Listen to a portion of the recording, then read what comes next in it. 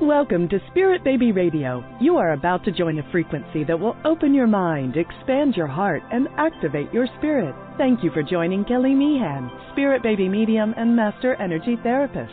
Kelly believes in the power of the Spirit Baby. She speaks with babies in spirit before life, in the womb, and after life. She supports, teaches, and guides others to tune into the intuitive and mystical parts of life for greater wisdom. Join her in meeting your soul baby and build your connection and relationship with deep love and trust. Welcome to Spirit Baby Radio with your host, Spirit Baby Medium, Kelly. Welcome to episode 101, November 20th, 2020. And as many know that tuned in, a few weeks ago, I hit my 100th episode with the fertility, pregnancy, birthing, spirit baby communication roundtable of guest experts. And I definitely encourage those to go into that episode. It was really fun, amazing. There's even a YouTube video so we could see our faces and really interact and connect. And I had a big party and celebration on IG Live, Instagram Live, and got to do split screens and give away a lot of gifts and books and cards, and it was really fun, and it was a beautiful congratulations to Spirit Baby Radio for coming into creation and supporting people all around the globe. Episode 101, Tea Ceremonies, a meditation with Spirit Baby that supports mindfulness. What kind of mindful meditations can you create? How can a tea ceremony bring calm and ease within your mind? Are you open to explore Spirit Baby communication through meditation? And as we know, maybe you're in the journey of conception, pregnancy, healing, these many different kinds of losses, moving into the directions that are serving you. Maybe you're feeling that deepest call, right? That deep call of, I am meant to be mother, I'm meant to be father, I'm meant to be parent. And it's gut-wrenching inside you. Maybe it's this feeling. Maybe you get nervous about it. Maybe there's fear built around it. There's something to say about that inner agitation, that space of profoundness of love. And so with Spirit Baby, your baby, or I should say Spirit Babies, or even your child of light, and I always have my disclaimer, when I use the word child of light, these are our amazing, beautiful souls that have come and touched almost moments of this earth. And maybe you're not coming back to earth. And so born and here maybe for days, hours, weeks. I would even include in that womb death as well. And so when I say child of light, spirit babies, baby being, wherever your connection is beautiful, powerful. And of course, your child has a name, or if they have nicknames, you're always bringing that into the space. And I want to go over tea ceremonies. How fun is this?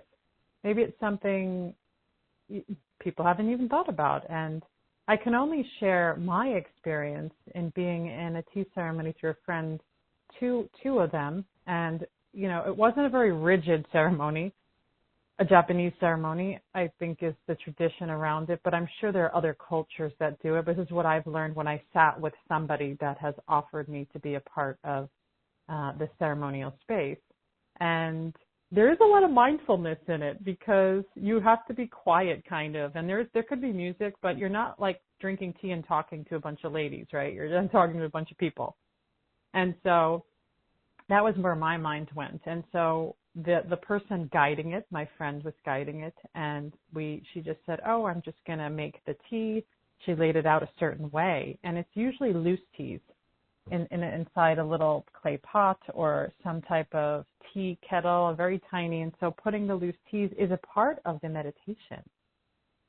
And so I'll just share the experience with her, and so in a group, it's a little different, but we did even one-on-one, and I liked the one-on-one because it was such a quietness, and we're just kind of in reflection with each other and where our bodies are, and so I'm watching this process, right? There's this making process that's happening, which is, there's a doing, there's an action, and there's a way like she's pouring the water to clear the bowl. It's a bowl we're drinking out of, a little small like clay bowl. and then she's putting it on another little bowl. Like it's like there's something about cleansing it, right? Cleansing it. And I don't have the details. I can't even say what specific ceremony and tradition she was following. And then she put the herbs in, the tea, and then pours it in. And it's really hot, by the way. It's like really hot. I'm going, oh my gosh, I have a high hot tolerance in my mouth, so that works good. And the idea that she was sharing, you drink it 3 times, and we're just drinking it. And then sometimes there's music, sometimes there's not. And of course, in our connection, we pulled some spirit cards, ancient kind of ancestral spirit cards, which was really fun. And we're just like sitting there. And of course, your mind is running, right? But coming back to sitting there and just being with each other. And you're not staring at each other. I should probably be clear about that. You're just kind of looking at the teacup, you're holding it, you're bringing it to your mouth, and you're just feeling the warmth of the tea enter into you can feel it move into your esophagus, down into your belly. And you do this a few times. And then you can either ask for more or not. When you do that, you just push your cup forward. So there's all these little tiny pieces to what it looks like to do the ceremony. And again, you know, what I've learned about the tea ceremony just by looking on the internet a little bit is this particular, how Japanese do it, and even Buddhism, there's ceremony in that. And there is some historical tradition through it was a way of higher social circles to communicate, bringing in the tea and connecting in that way. It's a very social experience to go into. And I know there's so much, probably through different cultures, really, in Asia to see what is this connection, or even European, right? We hear a lot of my English or UK friends love their tea. And so there's ceremonies in different ways. And so what I'm going to look at a little bit is the Japanese version of tea ceremony. Again, I'm not a pro at this, but I do feel like we can, you know, do our own connection with tea, do our own kind of inner body warmth connection in our own little private space in our home. It's the same if you're building an altar, you're building a connection with yourself, and you're just kind of using this aromatic, earthy herbs and flowers and plants. And who doesn't love that? How can that not soothe the soul? How does it not give to the energetic vibration? And in that is relaxation and peace. And that's the part I really feel like is important, because you're creating a sense of ease and relaxation. And so what does that allow you to do? When you're relaxed, you're fully open, and you can connect with your child in spirit in a different way. So if you're feeling nervous or all over the place and life feels like it's gotten super intensified at certain times, and you're going, where is my sense of ease and relaxation? So in that space is your body. You get to listen to your body and get to receive connection with your child. And I would even say to create space around a tea ceremony, maybe with your child. And what I mean by that is, you know, doing it with, I would recommend more loose teas, of course, over bag tea, because there's the action, right? The doing. You're making it. You may be putting it on a pretty tray. Maybe you have pretty cups, or maybe you don't. But you can get those. I know here in Chinatown they have beautiful different tea sets that you can use, and you can create this connection with your child in this way. And how that would work is, so you get your teas and you're sitting there, and you could put music on, you're being quiet, but you're being very mindful. So you're watching your hands, feeling the tea, you're smelling the herbs, you're putting it in, you're pouring the warm water. Maybe you're sitting outside somewhere, you're sitting in a quiet space. You're just noticing really the fullness of the environment and how you're interacting with taking in and creating this tea that's from the elements of the earth. And you can even create a cup and a space for baby, right? You can put a little teacup for your child right there and pour it and just let it sit there. And let it sit there. And then as you're kind of, you know, drinking and sitting in your heart space, you can begin to just kind of, you know, I'm talking about the mindfulness of it, but in more of a tea ceremony with baby energy, you would begin with your own body, your own mindful heartfulness is the word I like to use. And then once you kind of move into that space, you can then open it up saying, hello, my child of light, my spirit baby. I hold this energy, you sit before me, and we are interacting with this medicinal water, with the herbs, part of the earth, and whatever else words you want to say in it. Maybe you have a prayer, maybe you have a mantra, maybe there's an intention, which is so beautiful. And then you would, I feel like what you would do, what I would recommend is, so when you're done and you see baby's cup still full of water, go to a tree, go outside somewhere, pour it in a very nourishing way to the earth. And so you're kind of giving that and then and waiting. And so you can even do this as a group. If you're like a fertility group or pregnancy group, that would work too. But I would probably make sure it's the right tea if you're in pregnancy. There's a lot of really strong teas that you shouldn't drink. And or if you're doing it as a couple, that could be really beautiful. So if you're on a conception journey in partnership, that you can be the main person, whoever wants to be the main person, to just do it, to do the ceremony for everybody, and then sit together and create intention and conversation and see. Or you can even do, so let's say you've had birth loss and there's multiple birth loss, you can set cups up for each energetic being that you feel that connection of your child of light feels like they deserve that, awareness with you, and that, as well as, let's say you have, thinking about, even like if you're dealing with grief, or there's a lot of energy around mourning, you can even be in that space with that warmth and that tea, and then, and your child of light having that, you're giving that tea to them. You could put it on your altar later, and you can do something with the water that feels right. And you can ask your child. You can ask your child what they want to do with this connection, what can be done, or you can just take action and follow your intuition and see what's happening. And so, kind of shifting back, so whatever your tea ceremony with Spirit Baby wants to look like or needs to look like, there's no, it has to be a certain way, unless you're trained in some traditional technique that you want to bring. Then you can do that. Of course you can do that. And so, again, typically you can have, different things come up, but it is typically done in silence, because you're focusing on yourself and the tea. That's where the heartful, I would say, and the mindfulness comes in. And this is where you can, after, go into more insights and reflections, or even towards the end, I would say. And by the end, I mean when you're like kind of finishing up, almost feeling like the tea is, done. And so this is why there's something around the tea ceremony and meditation, that it is a meditation. And as I sat and did it, I was like, oh, this is really amazing. It's such a different experience. You're not sitting there trying to activate your thought space or work with your mind in a way that feels like you're pushing against it, right? Because we hear the word mindfulness in Buddhism, and it feels like, oh my gosh, it could feel really big. Because it feels like there's a lot of expectation. And what if my mind doesn't want to be quiet? And I know for me, my mind does not want to be quiet. And I connect with baby energy. I connect with the greater multidimensional energies around me. And it really just comes down to kind of your own ability to not be so hard on yourself, your own ability to release insecurity, your own ability to feel encouragement. This is why you can even do it for 5 minutes, right? If you're going into more of a mindful meditation, because your mind is going to jump around and wander. That's normal. And I feel like some people are really hard about that, because to be honest, for me, I can't just sit there and be like, oh, I'm going to think of nothing. For me, I need nature. If I go up to a mountaintop and I sit there and I'm breathing, I'm listening to my body, I'm looking at the world around me, and then I'm listening to the subtle energies, is different, because even listening to subtle energy is an action and is a doing.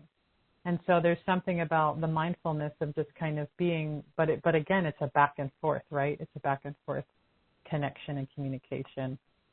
I do want to share, I love this, I found this article, and it's from Kimono Tea Ceremony, Miyako, Kyoto. And it's a place in Japan, and they offer a tea ceremony for people.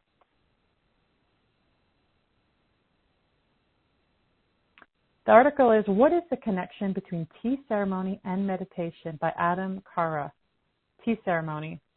Tea ceremony is mostly about bonding between the host and the guest, but it is for sure a meditational activity. As the great founder Senno called Jaku, which means tranquility, one of the major elements of tea ceremony, then one may ask why it is different from other meditative activities and why it may lead to mindfulness and the ultimate peace of mind. At Miyako, we tell our guests that the answer is the Zen philosophy, which is deeply embedded in the culture of Japan. The simple principles of Zen are 1, transience, 2, presence, 3, selflessness, and 4, accepting life as it is.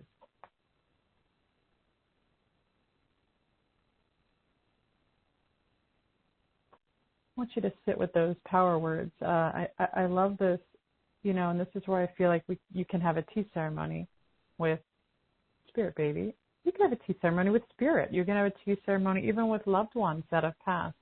You can create different connections and experiences. And I love this element of tranquility, as I was talking about peace and ease in your body. And again, when you're in a tranquil space, just kind of reflecting, going, oh yeah, when I'm tranquil, and maybe it's hard to come by, I guess it depends on where your life is, and to be mindful and to be in a really state of tranquility, it is a certain state. And what is that state and how do you arrive to that? And of course, when you're in spirit world or you're kind of within multidimensional experiences, there is a sense of tranquility because it's really the truth of your own soul. And you feel that, you resonate with that. And this is one of the many reasons I feel like there's a connection with Spirit Baby. Or if there's an issue with infertility, it's what is that spiritual piece? What is baby or even birth loss? What is this being activating inside your body and heart and consciousness? And sometimes it is a hard, I don't want to say the word lesson, sounds cruel, but it is a hard experience to have to question that connection of loss, or questioning the time that feels even lost if there is no actual birth loss. And so being so loving, Spirit Baby wants you to be so loving with yourself. It doesn't matter your culture, race, gender, or how old you are. Babies come at different times in different ways. And in this, I feel like in a more of a tea ceremony space, it could be a good opportunity to learn where is that inner tranquility with your own spiritual awareness. And I love this saying I'm going to come back to is the ultimate peace of mind. Oh, that sounds so good, right? The ultimate peace of mind. I feel like we're all always trying to go into our inner Zen, right? And find that ultimate peace. And these power words, the Zen principles, transcends, presence, selflessness, accepting life as it is. And I actually want to share the definition of transcendence. I'm not saying it so eloquently. So that how it's defined is impermanence in life. Remind us that everything is impermanent. Your thoughts, your emotions, and also your pains. There's constant transformation in the universe. This transformation has always been reflected in tea rooms as seasonal changes, a subtle emphasis, the flowers, the scroll, the bowl, the tami, settings, teapot. As a matter of fact, Japanese consider short-lived beauty, the cherry blossoms, the fall leaves, valuable and aesthetically pleasing because soon they will be gone. I love that. If we realize that transformation is life itself, we could also understand that all the pains and sorrows we have at any given moment are temporary. This approach is likely to give you peace of mind. It does, right? When you receive that, it's like, oh, yes. But there could be days where you're super activated and your fear is very intensified, or you're in a situation that has created your autonomic nervous system reaction with your emotional and physical world. It will be hard to see that inner transformation with that, to sit with the temporariness of life.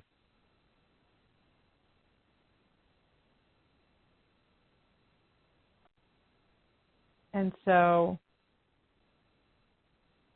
when I speak about even presence and what does presence mean and how do you build presence in your own inner practice, and then connecting with baby energy, connecting with your child.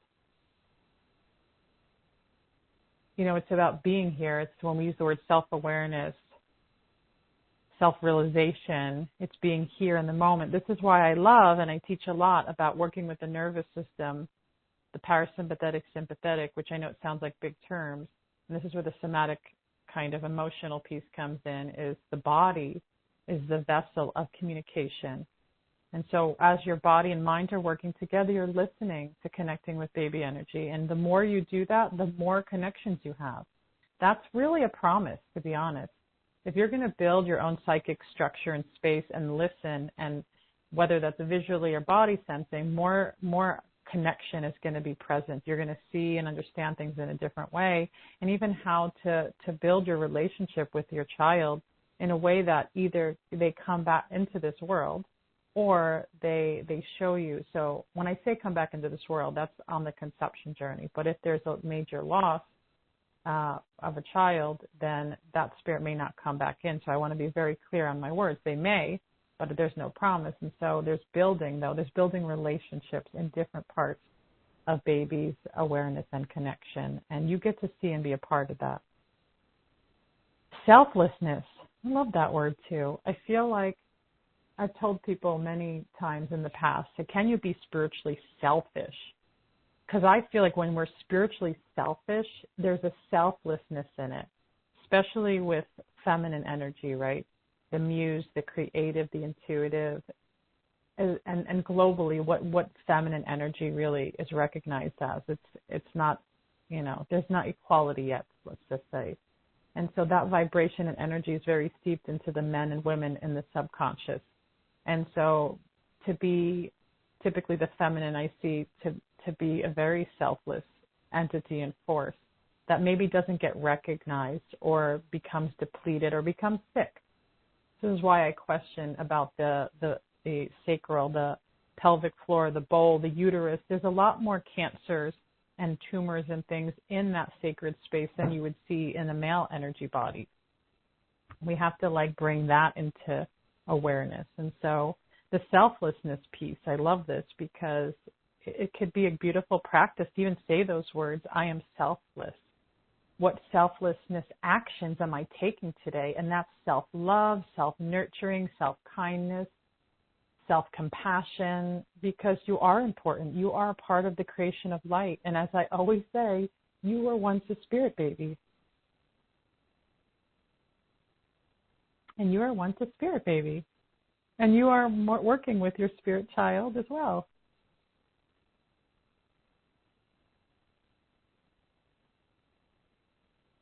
And accepting life as it is. This was one of the Zen principles, right? This is the final one. Oh, but we don't want to accept life as it is. That's a tough one, right? Oh, accepting life as it is. There's so much energy around that. But there is that, again, impermanence comes up, as we said earlier, the presence, the selflessness. Where are you now on the journey of spirit baby communication? Maybe it feels like there's deep levels of suffering and darkness. I don't think we should shy away from those experiences. I feel like I know with me when I'm supporting other people, I have a different perception in how I see the inner world and the energy of people. And how I deliver that information to people is really important. And, we are in this kind of feel-good culture, right, where we want everything to be positive and inspiring, and it can be, but, I feel like we can't deny the shadow and the dark edges of current life, past life, lineage. Some people are doing some major deep work around their fertility with lineage or healing sickness, healing multiple sicknesses of cancers and autoimmune. These things can be easily generational. And it's, kind of forming the connections with the body and the psyche and the mind to create a different story. And everybody has a story, and there's a mapping within us, and it's changing all the time. And even in the days of discouragement and a need to surrender may not be possible. But this is where you can bring a tea ceremony in. And I've actually shared this with only one client weeks ago. I was maybe a month ago, who's had multiple losses. very substantial, multiple losses, like Earth Child years old, and not sure how she felt about it. I don't know if it was put into. It's a big event, you know. There's a lot involved in building that space, and it really depends on where people are. Because if there's a level of grieving that's so big, it could feel like a big project. But I can imagine, and I would love to see that, like sitting in circle, having tea, doing this spirit baby communication tea circle of some sort, with, you know, honoring, you know, the traditions of all these ancient ways towards self-awareness, mindfulness, and of course, you know, herbal teas and things are very medicinal, so it goes into that next level. But also the reflection. I love that, the self-reflection. Like, how important is the self-reflection? We always need to be in a self-reflective place.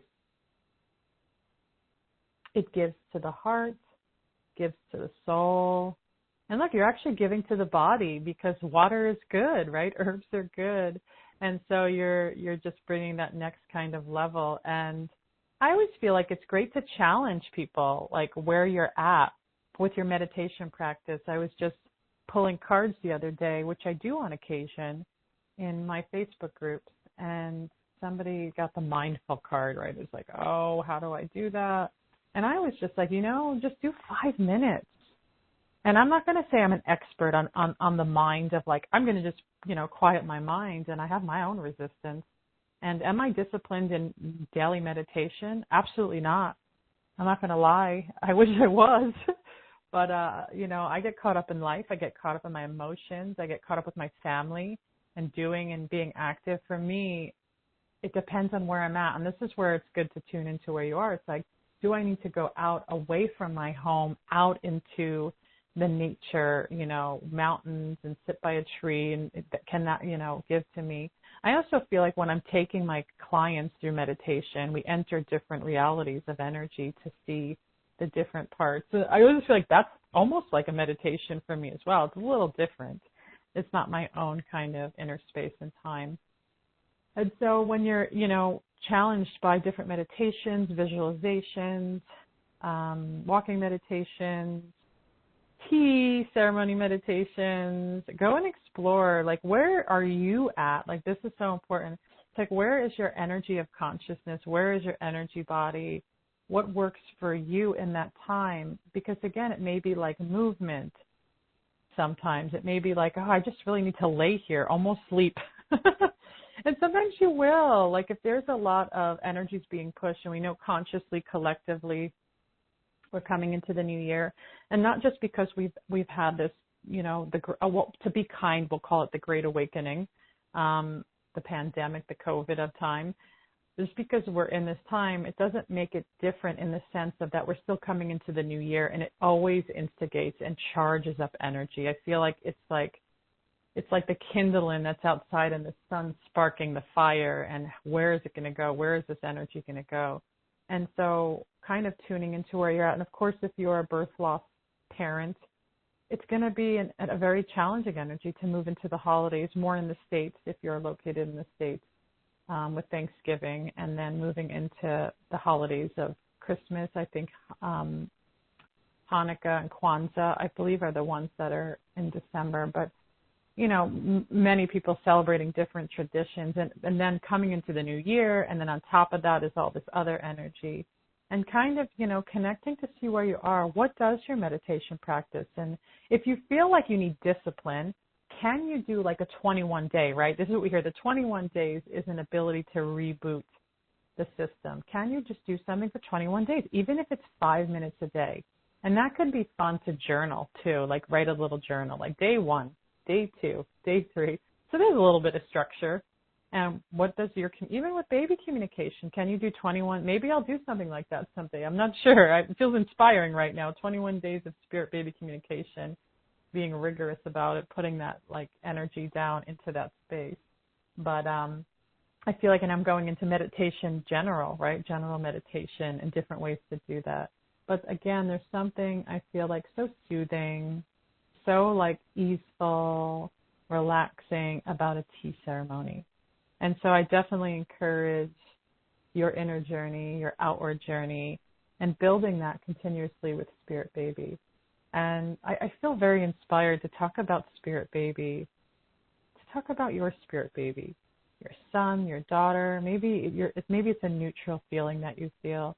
Maybe there's many energies that you feel. But just getting clear in the heart space right now could be really lovely. And just taking a moment, since we're in the T energy, the meditation energy, closing your eyes, relaxing the jaw, the shoulders, the pelvic floor, noticing where the breath is. And placing your hands around your heart space, and feeling into your heart space.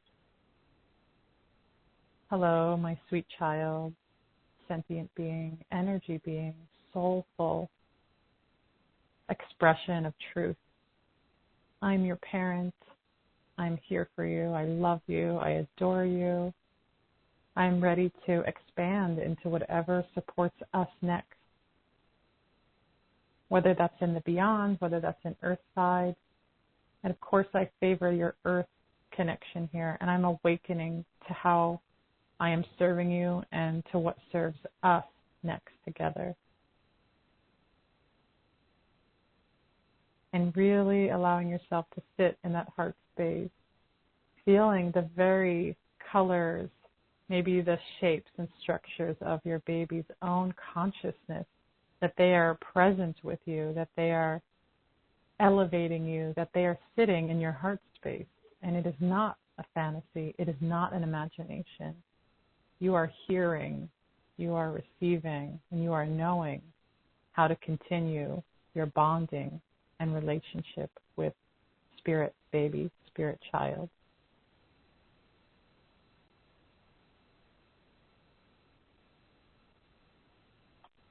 And I want you to sit with that, receive that, be in love with that, feel the inner softness.